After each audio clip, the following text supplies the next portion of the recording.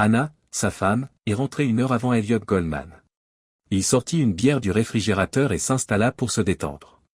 Il aperçoit l'un des magazines féminins d'Anna sur la table basse. Le titre dit façon de savoir si votre conjoint vous trompe figurait sur la couverture.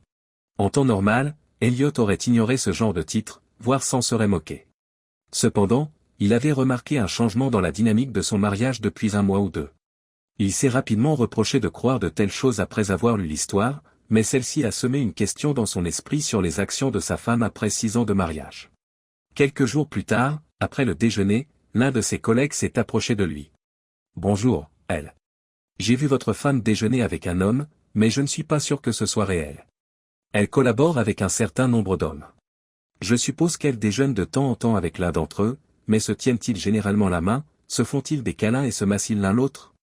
Après avoir regardé la vidéo pendant quelques minutes, le collègue a sorti son téléphone et l'a montré à Elliot. Elliot lui répond, « Ils ont l'air plutôt douillets, n'est-ce pas ?» Le collègue lui demande, « As-tu écouté ce qu'ils avaient à dire ?»« Non, j'étais trop loin. Tout ce que je sais, c'est qu'ils se regardaient affectueusement en souriant et en plaisantant. Après cela, avez-vous remarqué où ils sont allés ? » Non. Ils étaient partis au moment où j'ai payé l'addition. Je dois parler à Anna, mais ce n'est probablement rien. Ce soir-là, envoyez-moi la vidéo. Elliot arrive à la maison juste avant Anna. « Mon grand, bonjour.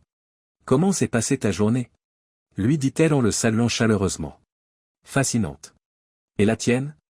Il s'est passé quelque chose de notable ? Comme d'habitude. Quelle est la durée de votre pause déjeuner ? Pourquoi cette curiosité ? Avez-vous l'intention de m'inviter à déjeuner un jour pour me faire une surprise ? Ce serait fantastique. Je voulais seulement savoir combien de temps il vous reste. Cela pourrait avoir un impact sur le restaurant que nous choisirons. Bien que nous n'ayons officiellement que 30 minutes, si nous informons la secrétaire, nous pouvons rester plus longtemps. Avez-vous récemment pris une de ces pauses déjeuner prolongées ? Ces demandes ont-elles un but ? Dépêchez-vous et crachez le morceau. Pourquoi cette question ? Après avoir sorti son téléphone, Elliot fait écouter la vidéo à Anna. Elle répond calmement, « Et alors ? Vous semblez avoir une relation étroite avec cet individu. » Il y avait une pointe de méfiance dans la voix d'Elliot. Anna s'esclaffe. Vous faites référence à sa nature affectueuse. Vous étiez tous les deux affectueux. C'est vraiment adorable. De quoi parlez-vous, Elliot ? Le ton s'est aiguisé. C'est délicieux. Tu es envieux. Vous enviez Spencer, qui est gay. Nous nous touchons de la même manière que je touche chacune de mes petites amies. Il n'y a rien de romantique là-dedans, je t'assure. Ta jalousie devrait me flatter, je suppose, dit Anna avec un large sourire. Cela signifie que vous accordez de l'importance à notre mariage si un concurrent potentiel vous contrarie. Gardez à l'esprit que les apparences peuvent être trompeuses. Je ne peux pas dire qu'il est gay, exactement, répondit Elliot, dubitatif. Demandez à tous ceux avec qui je travaille, si vous voulez vraiment savoir. Pour plus d'informations, consultez la page Facebook de Spencer. Il ne cache pas ses goûts. En effet, la page Facebook de Spencer confirmait qu'il était gay et qu'il vivait une relation homosexuelle lorsqu'Elliot l'a vérifié. Elliot est gêné d'avoir douté d'Anna. Quelques jours plus tard, Anna a appelé son mari pour l'informer qu'elle devait travailler tard et qu'il pouvait manger sans elle. Cela ne s'est pratiquement jamais produit. Les soirées n'étaient tout simplement pas nécessaires pour le travail d'Anna. La liste revient à Elliot. Le 4e indicateur de malhonnêteté était les heures supplémentaires imprévues au travail. Elliot a commandé un dîner dans son restaurant préféré. Si sa pauvre femme surchargée de travail était vraiment occupée, il allait lui apporter le dîner. S'il se trompait, il irait dîner avec elle. Elliot fut reconnu par l'agent de sécurité, qui lui permit d'entrer. Il lui proposa de prévenir Anna de son arrivée, mais Elliot refusa. Il voulait la surprendre comme il l'entendait. Alors qu'il se rapprochait de son bureau, il entendit un homme et une femme marcher en silence. Il écouta en se tenant près de la porte. C'est alors que sa femme lui dit « Oh, c'est vraiment bien. » Elliot s'est préparé et s'est empressé d'ouvrir la porte. Debout sur une table d'architecte, Anna et l'homme avec lequel elle travaillait examinaient un énorme croquis d'organigramme. Tous deux étaient habillés et rien ne semblait déplacé. Quelle surprise, Elliot. Pourquoi es-tu là? Tout ce que je voulais, c'était apporter un dîner à ma femme dévouée. C'est vraiment adorable. As-tu aussi apporté le dîner à Jimmy? Réfléchissant rapidement, Elliot rétorque, tu as déjà mangé parce qu'il y a 2 dîners ici. En effet. J'ai déjà mangé. Je ferais mieux de rentrer chez moi. Je te verrai là-bas. Je m'excuse de vous avoir dérangé, Jimmy. Sortir mon mari est ce que je désire. Je reviendrai bientôt. Il se dirige vers l'ascenseur. Anna s'est mise en colère dès que les portes se sont refermées. Je m'excuse, mais la loi du bon mari ne s'applique pas à moi. C'est la première fois que vous entrez sur mon lieu de travail sans frapper. Il y a quelque chose à voir avec votre jalousie irrationnelle, il se peut que nous soyons en désaccord. Quand je rentrerai chez moi, nous discuterons. Elliot reçut une réprimande en bonne et due forme et se prépara à ce qui allait se passer. Anna n'avait même pas encore enlevé et accroché ses vêtements d'extérieur que le cours commençait. J'ai d'abord trouvé attachant que tu envies mon déjeuner avec Spencer, mais maintenant que j'ai dû travailler tard, tu me surveilles. Ça devient plus qu'ennuyeux, Elliot, si tu es toujours aussi méfiant, a dit Jimmy. Je veux savoir tout de suite si tu crois que je me moque de toi. Elle fronce les sourcils, les bras croisés. Le problème, c'est que, même si je sais que d'autres hommes apprécient ton charme autant que moi, je t'adore. Le fait d'être marié avec toi m'a toujours donné l'impression d'avoir une chance inouïe. J'ai du mal à accepter que les autres hommes ne t'approchent pas. Je crains que cela ne te plaise. Quoi? C'est complètement absurde. Oui, d'autres hommes m'abordent. Cela n'arrive pas très souvent, mais ce n'est pas le problème. Le problème, c'est que tu crois sincèrement que je pourrais accepter leurs avances. Dans notre relation, êtes-vous vraiment si peu sûr de vous? Si c'est le cas, je te conseille de te ressaisir tout de suite, mon pote. Oui, ma chérie. Je m'excuse. Ne sois pas en colère contre moi, s'il te plaît. Tu as mon amour éternel. Tu ne me montreras pas ton affection au lit ce soir. Cependant, tu dormiras dans la chambre d'amis. Pendant que tu réfléchis à ce que tu dois faire, j'espère que tu ne dormiras pas du tout. Bonne nuit. Anna se servit un verre et se dirigea vers le bar. Ce soir-là, Elliot alla préparer la chambre d'amis. Il faisait plus froid que d'habitude dans la maison des Goldman. Anna ne semblait pas aussi agitée le matin, ce qui soulagea Elliot. Je m'excuse sincèrement pour hier soir, Elliot. Tu sembles avoir si peu d'estime pour moi et me soupçonner de te trahir, ce qui me déçoit. Écoute, depuis que nous nous sommes mariés, j'ai pris mes vœux conjugaux très au sérieux. Je ne suis sorti avec personne d'autre et je n'ai pas l'intention de le faire. Tu ne sembles pas te rendre compte à quel point les apparences peuvent être trompeuses. En outre, je n'ai jamais remis en question votre engagement envers notre union. Je pense que je devrais anticiper la même chose. Je ne comprends pas pourquoi ce n'est pas le cas. Au moment de conclure, ses yeux se remplissent de larmes. Elliot n'était pas content. Pardonnez-moi, ma chérie. Tu m'as donné du sens. Pardonne-moi, s'il te plaît. Je ne te remettrai plus jamais en question. Anna s'est approchée pour l'embrasser. Arrêtons de parler d'infidélité et d'écoute. N'oubliez pas que nous allons bientôt accueillir des enfants dans notre foyer et que notre mariage est trop vital pour être détruit par un désaccord. Un environnement où l'un de nous ne fait pas confiance à l'autre n'est pas propice à l'éducation des enfants. Pour l'instant, c'est suffisant. Ne t'inquiète pas, je ne travaillerai pas tard ce soir, je te verrai au dîner. Les jours suivants, elle lui sourit avec malice. Elliot s'efforça de faire des choses qu'il pensait que Anna apprécierait. Invitation à dîner, fleurs, truffes, chocolat, grappes de noix et barres de caramel. L'atmosphère à la maison s'est nettement améliorée. Un soir, Elliot jonglait avec sa facture de carte de crédit et son compte bancaire en ligne. Jusqu'à ce qu'il vérifie le compte de carte de crédit commun à Anna et lui, tout semblait en ordre. Ils avaient payé pour 3 jours dans un motel 2 étoiles de la région. Il a découvert que son récent voyage d'affaires tombait pendant ces 3 jours. Oh non, il oubliait la catastrophe finale. Tant qu'il ne savait pas exactement ce qu'il craignait, Elliot ne voulait même pas envisager de lui en parler. Il commença à réfléchir à la manière dont il pourrait vérifier les faits avant de se ridiculiser une fois de plus ou, pire, de mettre sa femme en danger. Demandant à l'employé s'il avait travaillé pendant ces 3 jours, Elliot se dirigea vers le motel. Puis, pour $250, il a demandé s'il y avait des vidéos de sécurité datant de cette période. Il a été autorisé à regarder la vidéo. Un homme en tenue décontractée a été vu avec Anna alors qu'elle déverrouillait la porte d'une chambre après avoir visionné la vidéo en accéléré. Ils sont entrés ensemble. Bien qu'il semble qu'Anna n'ait jamais passé la nuit sur place, la vidéo a été tournée quelques heures avant qu'elle ne quitte le motel. Elle a effectué un certain nombre de visites de durée variable. L'homme a fait plusieurs apparitions en solo au cours des 3 jours, apportant généralement de la nourriture. Une copie de la vidéo a été acquise par Elliot. Elliot a passé en revue tous les scénarios susceptibles d'expliquer les séjours d'Anna au motel. Il ne pouvait rien imaginer d'autre que ce qu'il craignait le plus, et pour cause. Le moment était-il venu d'affronter Anna une fois de plus? Non, pas s'il veut rester sain d'esprit.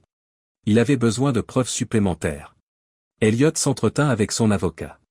Il avait engagé un détective privé et était en train de déposer une demande de divorce lorsqu'il quitta le bureau. Pendant des semaines, Elliot avait placé une caméra et un microphone dans la voiture d'Anna, tandis que le détective avait placé des caméras et des microphones dans la maison. Avant qu'une partie d'une conversation explicite entre Anna et une autre personne ne soit capturée par l'enregistreur numérique de la voiture, l'évaluation quotidienne des films et des enregistrements n'a rien montré qui sorte de l'ordinaire. Craig, bonjour. Pouvons-nous avoir une conversation? Je me rends au travail en voiture. Oui, je suis aussi chauffeur. Êtes-vous prêt à discuter de notre brève rencontre au motel? Oui. C'était l'une des expériences les plus exaltantes de ma vie. Vous ne regrettez donc pas ce que nous avons fait? Pas du tout. Nous n'avons pas besoin d'être aussi discrets, c'est tout. On ne peut pas en parler au travail, tu sais. On ne sait jamais qui pourrait nous écouter. Eh bien, vous pouvez toujours en parler avec votre mari. Oui, exactement. Comme s'il pouvait comprendre pourquoi j'ai besoin de ça. Serions-nous un jour en mesure d'accomplir cela à nouveau, à votre avis? Je n'en suis pas sûr. Il faudrait choisir le moment opportun.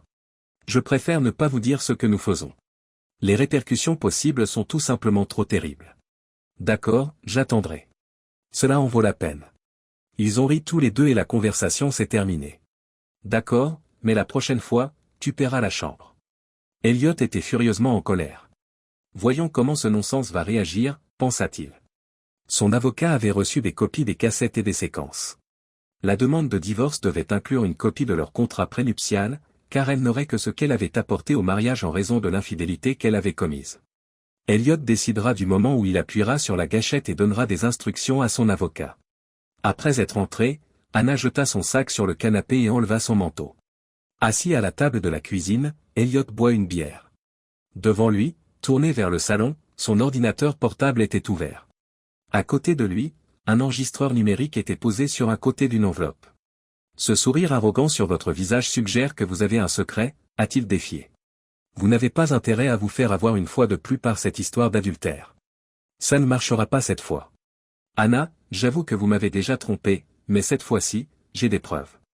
Cela devrait être bénéfique. Présentez-moi vos prétendues preuves, dit calmement Anna. Elliot montra la vidéo des allées et venues d'Anna dans la chambre du motel, où elle restait parfois plus d'une heure. Qu'avez-vous d'autre à me proposer avant que je ne parle, a-t-elle demandé. Elliot passe l'enregistrement de la conversation dans la voiture. En écoutant l'enregistrement et en observant l'attitude confiante d'Anna, il a perdu de son assurance. Anna sourit. Cela va te coûter très cher. Vous êtes un imbécile.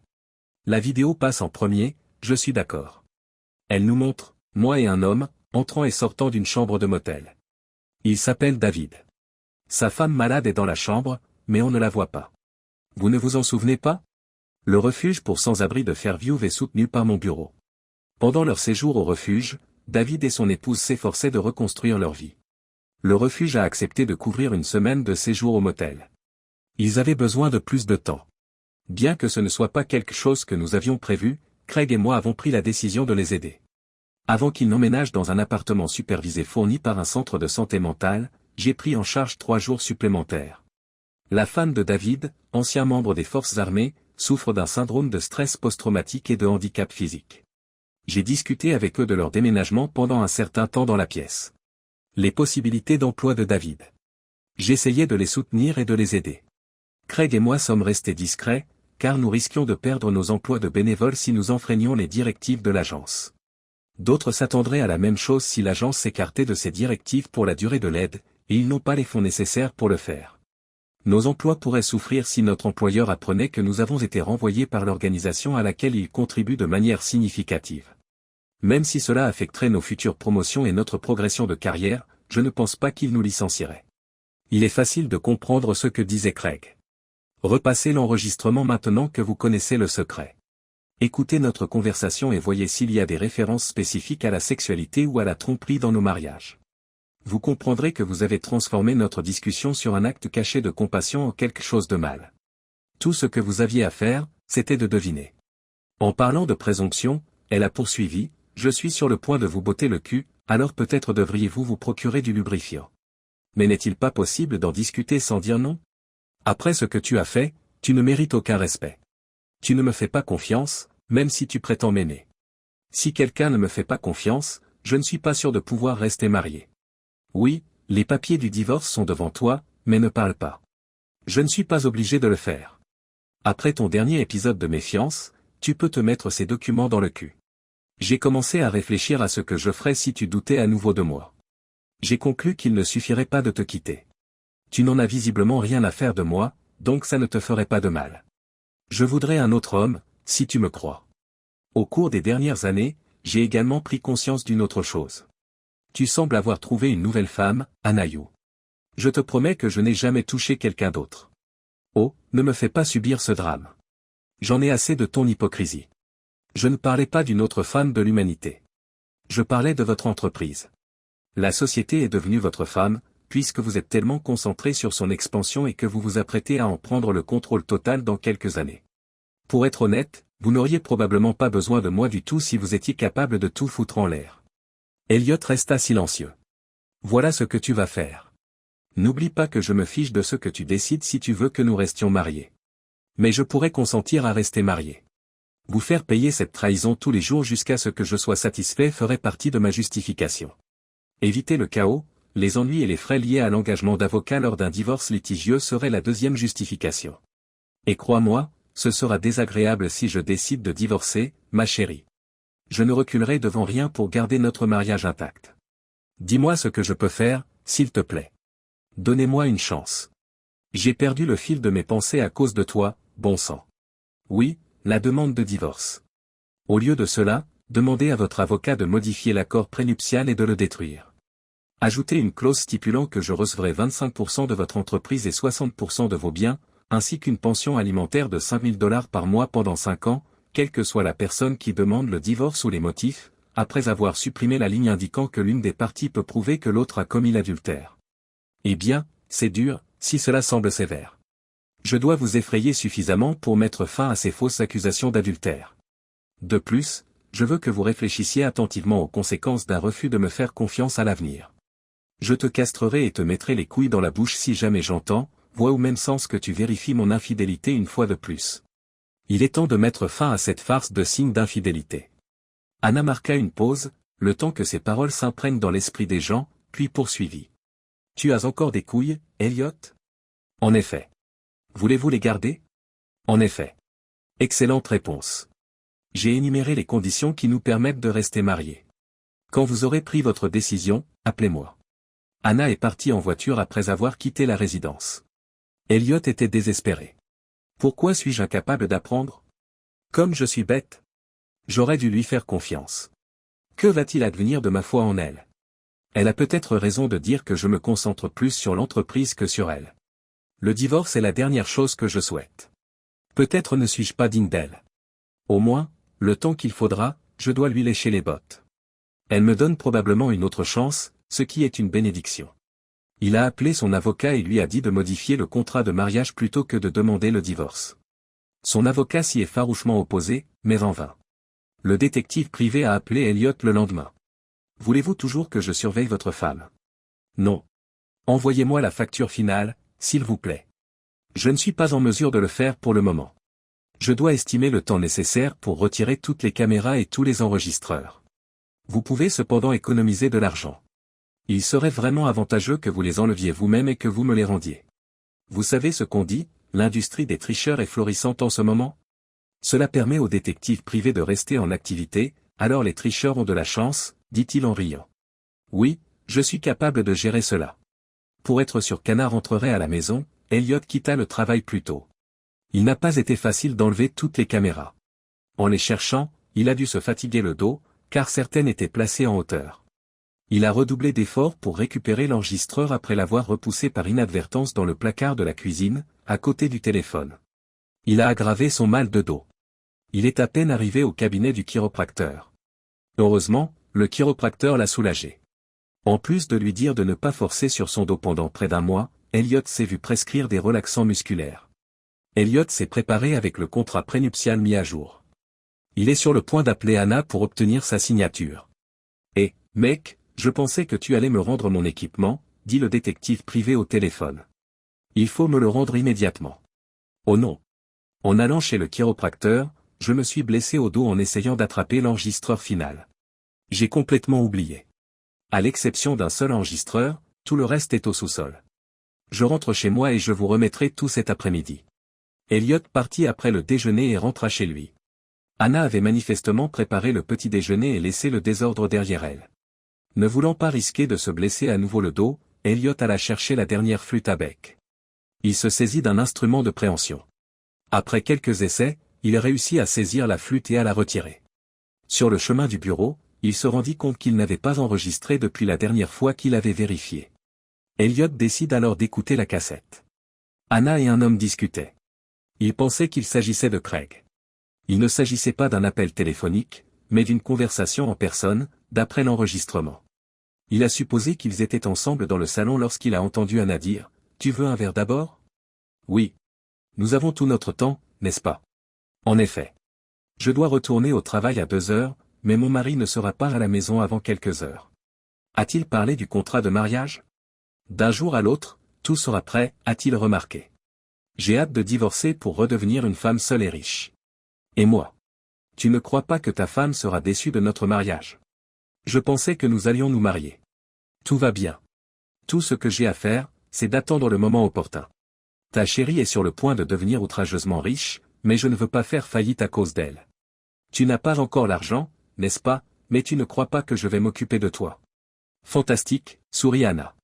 Encore un homme qui ne croit pas en moi. Je dois dire que tu as parfaitement réussi ton coup. L'article du magazine sur le repas de l'homme gay à la table du café. Mon Dieu, s'il vous plaît. Avant que cet ami d'Elliot ne nous remarque, j'ai dû manger ses fruits pendant 3 déjeuners. Je craignais que pour attirer l'attention de Spencer, je doive le baiser sur la table. Ensuite, il faut travailler avec Jimmy le soir. Heureusement, Elliot est arrivé à l'heure. Devoir rester en retard pour quelque chose qui aurait pu être fait en 15 minutes dans la journée commençait à irriter Jimmy. Comment les caméras et les enregistreurs ont-ils été découverts? J'ai supposé que son avocat l'aurait suggéré, poursuit Anna. Avant de découvrir celle de la maison et l'enregistreur dans la voiture, j'ai cherché pendant quelques jours. Je m'en suis assuré. Ils ont tous disparu maintenant. Les frais d'hébergement et le faux appel téléphonique étaient les parties les plus agréables. Merci d'avoir partagé le scénario avec moi. Si j'avais dû improviser, je crois que j'aurais tout gâché. Afin de permettre 2 interprétations possibles, j'ai dû choisir soigneusement ma formulation. Ce fut une réussite parfaite. Tout était parfait. Vous êtes très intelligent. C'est presque effrayant. Un piège, cependant, a été inefficace. Vous vous en souvenez? Le sperme de mes sous-vêtements. J'espérais qu'il le découvre et m'accuse d'être infidèle. Je l'aurais alors forcé à le tester et à découvrir qu'il s'agissait simplement de mayonnaise. Il aurait été amusant de le critiquer pour son envie de mayonnaise. Le sexe proprement dit est-il encore loin? Je suis très excité. Je voulais être très prudente et m'abstenir de faire l'amour au cas où Elliot nous surprendrait. Mais je crois que nous ne risquons plus rien. Elliot ne m'espionnera plus jamais. Il aura trop peur pour agir, même s'il a des soupçons. C'est là toute la beauté de mon plan. Nous pouvons faire l'amour sans trop nous inquiéter parce qu'il ne me surveillera pas. Pour la première fois, nous avons plus d'1 heure aujourd'hui, et je suis plus que prête. Pensez que bientôt, nous pourrons faire l'amour autant que nous le voudrons, que ce soit dans un Penthouse-yacht, à Hawaï ou aux Bermudes. Par sécurité, je vais mettre en veilleuse ma relation sexuelle actuelle avec ma femme. Nous sommes trop proches pour faire une erreur. Maintenant, dites-moi encore une fois, combien de temps doit s'écouler avant que vous ne demandiez le divorce? Elle héritera de la participation de son grand-père dans l'entreprise lorsqu'elle aura 30 ans dans quelques années. Pour racheter les 25% de l'entreprise que je recevrai dans le cadre du divorce, il nous donnera une fortune à 7 ou 8 chiffres. Il ne céderait jamais autant d'autorité. Chérie, ne t'inquiète pas. Nous ne ferons l'amour que lorsque le moment sera venu et qu'Elliot ne pourra pas nous rattraper dans 2 ans. Je ne suis pas sûr de pouvoir attendre aussi longtemps, ma chère. Nous avons été sages et prudents pour en arriver là. Attends encore un peu. Je t'en mettrai plein la vue autant de fois que tu pourras le supporter, je le jure. Considérez les activités d'aujourd'hui comme un simple amuse-gueule. Oh, et tu devrais travailler plus dur sur le divorce, aussi. Ou je pourrais commencer à sortir avec quelqu'un d'autre. Tu dois plaisanter. D'accord, d'accord. Bientôt, je verrai un avocat et je passerai à l'action. Tant que je t'ai, je suppose que je n'ai pas vraiment besoin de m'inquiéter de ce que mon mariage apportera. Non, je préfère ne pas m'occuper de la literie fraîche. Sur le tapis, faisons-le. Ce sera plus excitant et plus sale. C'est aussi plus simple à nettoyer. Je suis sûr que je pourrais me déshabiller plus vite que toi. Peu après, Elliot entendit les bruits trop familiers de sa femme qui traînait les pieds. Sa déclaration, « Tu te sens tellement mieux que mon faible mari », a été la pire partie de l'histoire. « Bébé, prends-moi plus fort. Fais-moi plus d'efforts. » Quand Elliot a repris conscience, il était presque catatonique. Il est retourné à son bureau. Il voulait acheter l'enregistreur restant, il a donc appelé son détective. Le matériel restant sera rendu. Il a ensuite contacté son avocat, qui s'est réjoui de reprendre la procédure de divorce et a abandonné l'idée d'un nouveau contrat de mariage. Elliot a informé Anna que quelque chose n'allait pas, car il pensait que le nouveau contrat de mariage n'était pas dans l'intérêt d'Elliot. Il lui a dit que son nouvel avocat ne pensait qu'à se faire payer. Dans une semaine, le nouveau contrat de mariage serait prêt. Elliot, quant à lui, s'est mis au travail.